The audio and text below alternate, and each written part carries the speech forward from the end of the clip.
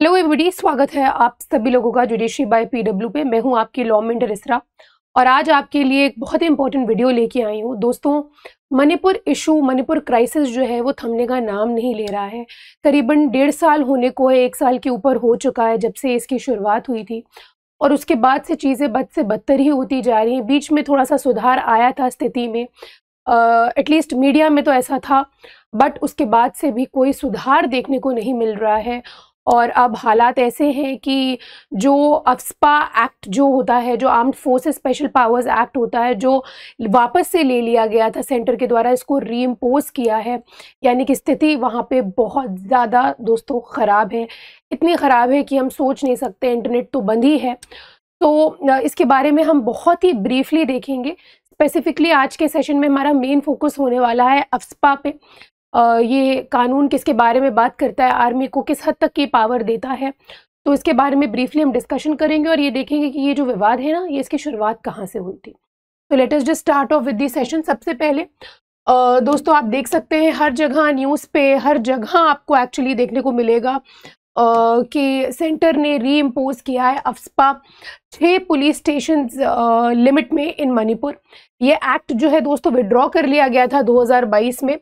Instead of Manipur government, the ministry home affairs ने यहाँ पे, मणिपुर गवर्नमेंट ने नहीं दोस्तों, होम अफेयर्स की जो मिनिस्ट्री है उसने इसको रीइम्पोज, इस नोटिफिकेशन को जारी किया है। आप देख भी सकते हैं इंटरनेट पे सब जगह ये नोटिफिकेशन देखने को मिल जाएगा।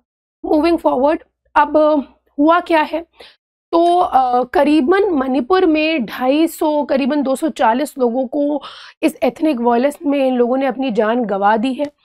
और ये जो वायलेंस है ये बेसिकली मेती और कुकी ट्राइब के बीच की वायलेंस है, जहाँ पे मेती जो वैली एरिया में रहते हैं और जो ट्राइबल हैं, जो कुकी, जो हमार लोग हैं, ये हिली एरियाज़ में रहते हैं।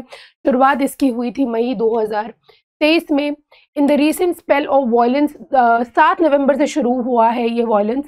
एटलीस्ट 14 लोगों ने अपनी जान दे दी है, जिनमें से 3 मेल्स और फीमेल्स को तो जला दिया गया और 6 जो हैं उनको अबडक्ट कर लिया गया और इनकी लाशें भी कुछ समय के बाद देखने को मिलती हैं एक नदी में।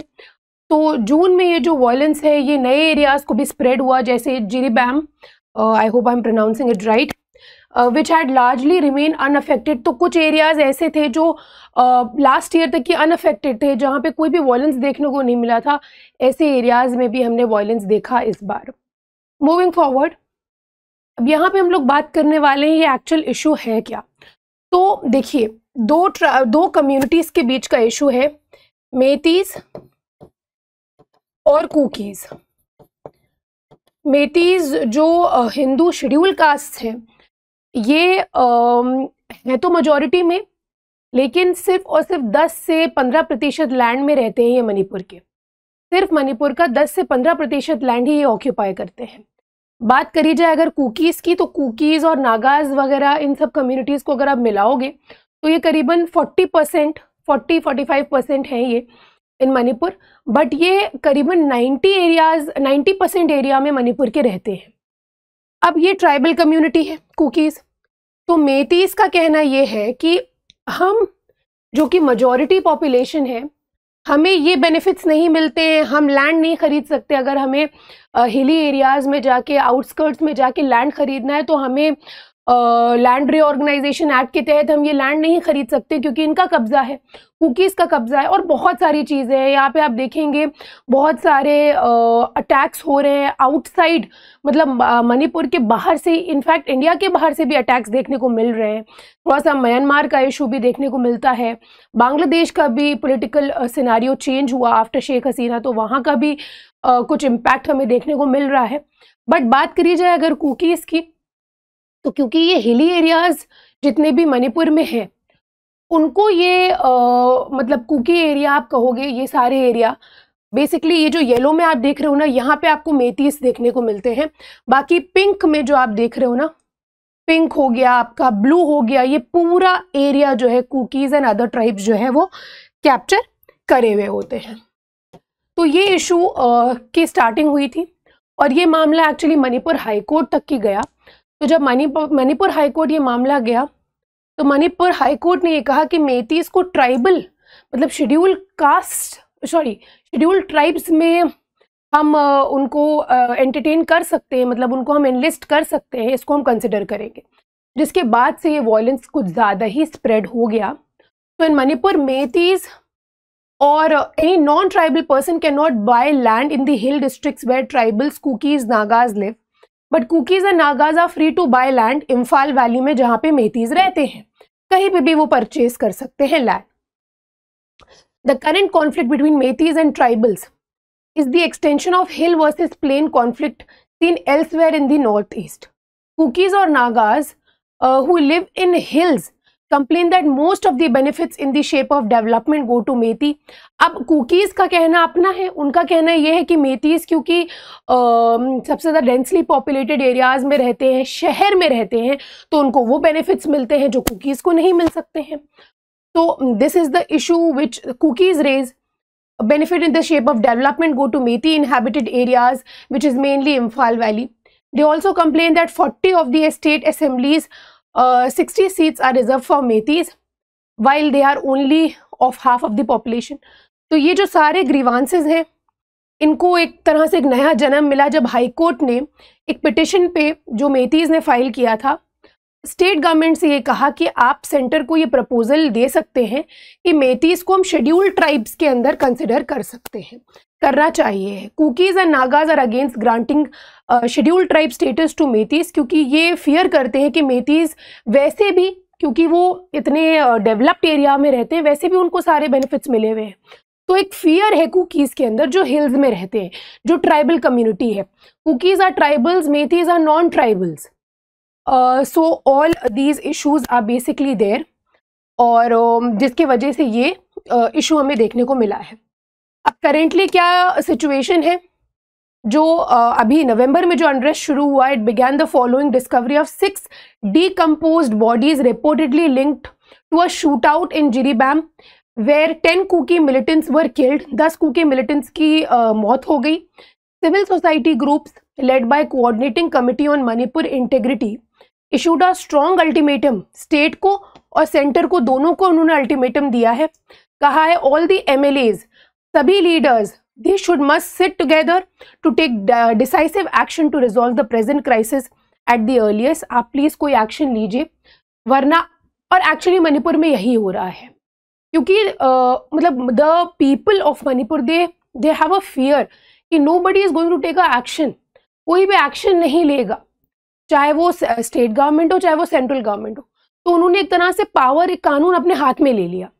तो ये डिसकंटेंट है लोगों के दिल में, फियर है लोगों के दिल में, मणिपुर के लोगों के दिल में। अब हम अफ्स्पा की बात करेंगे दोस्तों। जो अफ्स्पा है, ये एक एक्ट है, ये इसको बनाया गया है to enable certain special powers to be conferred upon the members of armed forces. जो आर्म्ड फोर्सेस के मेंबर्स हैं उनको पावर देने के लिए, एक्स्ट्रा पावर्स देने के लिए ये कानून बनाया गया in the disturbed areas in the state of Arunachal Pradesh, Assam, Manipur, Meghalaya, Mizoram, Nagaland, Tripura, that lies in the north eastern sector. Power to declare areas to be disturbed areas under section 3 of the act।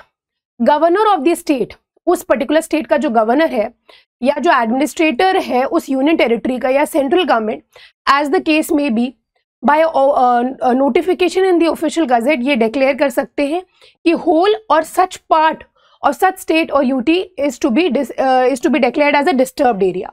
तो डिस्टर्ब्ड एरिया अगर आप डिक्लेयर कर देते हो, इसका definition क्या है, it is such an area in such a disturbed or dangerous condition that the use of armed forces in aid of the civil power is necessary। अब सिविलियंस को गवर्न करने के लिए, उनको शांत करने के लिए हमें पावर की ज़रूरत, आर्म्ड फोर्सेस को पावर की ज़रूरत है। इसके लिए हम उस पर्टिकुलर एरिया को डिस्टर्ब्ड एरिया डिक्लेयर करते हैं। गवर्नर के पास पावर है, एडमिनिस्ट्रेटर के पास पावर है, और आपकी केंद्र सरकार के पास पावर होती है। आगे बात करेंगे कुछ इंपॉर्टेंट पावर्स की। Special powers of the armed forces under section 4, any commissioner, any commissioned officer, warrant officer, non-commissioned officer or any other person of equivalent rank armed forces के अंदर, उनको special powers हम अफ्स्पा में देते हैं, although they must be exercised with extreme caution। Now this is very very important। ये तभी exercise करा जाएगा जब extreme caution है। Actually होता क्या है, आप देखेंगे आर्मी तैनात रहती है, बट अगर आप देखेंगे जो उग्रवादी जो लोग होते हैं जो वायलेंस शुरू करते हैं, अगर वो वेपन्स लिए हुए हैं या अगर वो चढ़ रहे हैं एक तरह से, तो ज़्यादा पावर नहीं होती आर्म्ड फोर्सेस के पास। वो आपको एक आध बार डांट, मतलब एक तरह से रिस्ट्रिक्ट करेंगे किसी भी तरीके से जितना उनका लिमिट है। बट जब अफ्स्पा होता है ना, उनको कुछ एक्स्ट्रा एडिशनल पावर होती है। ये देखिए, after giving due warning as considered necessary, fire upon or use force even causing death against any person acting in contravention of the laws. तो क्या कर सकते हैं आर्म्ड फोर्सेस? वो क्या कर सकते हैं? यहाँ पे फायर कर सकते हैं, फोर्स यूज कर सकते हैं, डेथ भी कॉज कर सकते हैं किसी भी पर्सन के अगेंस्ट। अब यहाँ पे एक पॉइंट जरूर याद रखिएगा, हर कानून के प्रोज और कॉन्स होते हैं। यहाँ पे अफ्स्पा को बहुत हद तक ही क्रिटिसाइज भी किया जाता है, इसीलिए रिवोक करने की बात करी जाती है, इसको रिपील कर दीजिए। या अगर कहीं पे इम्पोज होता है, स्टार्टिंग में इसको जम्मू एंड कश्मीर में इसको इम्पोज करने के लिए इंट्रोड्यूस किया गया था। उसके बाद आप देखेंगे नॉर्थ ईस्ट के बहुत सारे स्टेट्स में इसका यूज किया जा रहा है। तो क्रिटिसिज्म होता है और इसको रिवोक करने की भी बात करी जाती है कि जल्द से जल्द रिवोक करिए। यहाँ पे भी ये डिमांड है मणिपुर की गवर्नमेंट की, मणिपुर के लोगों की, कि आप अफ्स्पा को रिवोक कर दीजिए। लेकिन वहाँ पे जो आसाम राइफल्स है या जो आर्म्ड फोर्सेस तैनात है, उनको रिक्वायरमेंट है। सेंटर यहाँ पे फंसा हुआ है एक्चुअली कि हम कर क्या सकते हैं, हम वहाँ पे पीस मेंटेन करने के लिए क्या करें, ऐसे हादसे ना हो उसके लिए क्या किया जा सकता है। तो प्रोहिबिटिंग असेंबली, 5 या 5 से ज़्यादा लोग अगर खड़े हैं या कुछ बातचीत चल रही या कुछ हो रहा है, लोग इकट्ठा नहीं हो सकते हैं। प्रोहिबिट कैरिंग वेपन्स और firearms, ammunition, explosives. If any reasonable suspicion exist can also arrest a person without a warrant. Warrant की जरूरत नहीं है, एंटर कर सकते हैं, सर्च कर सकते हैं किसी भी प्रेमाइसेस को बिना वारंट के। Unless otherwise authorized by the central government, army soldiers operating under the AFSPA are shielded from all legal actions। यानी कि जो जैसे जिस जगह पे AFSPA लागू किया जाता है, जो आर्म्ड फोर्सेस के जो मेंबर्स होते हैं ना, उनके खिलाफ कोई लीगल एक्शन नहीं लिया जा सकता है। क्यों? क्योंकि वो एक तरह से स्टैट्यूटरी अथॉरिटी के डिफेंस रखते हैं उस टाइम पे। अगर आप उनके खिलाफ प्रोसीड करोगे कोर्ट में कि मेरी राइट का वायलेशन हुआ है या मेरे साथ इलीगली हमें डिटेन किया गया है, तो they are having the defence of statutory authority of AFSPA. तो इसी नोट पे दोस्तों आज का सेशन एंड करेंगे, बट इसी होप के साथ कि मणिपुर के जो इश्यूज़ हैं वो जल्द से जल्द रिजॉल्व हों और वहाँ के लोगों को शांति मिले और उस स्टेट में भी सुख और शांति वापस आए। एंड आज का सेशन यहीं पे एंड करेंगे, मिलेंगे किसी और वीडियो में। तब तक के लिए अपना ध्यान रखिए, टेक केयर एंड अलविदा फ्रॉम माई साइड।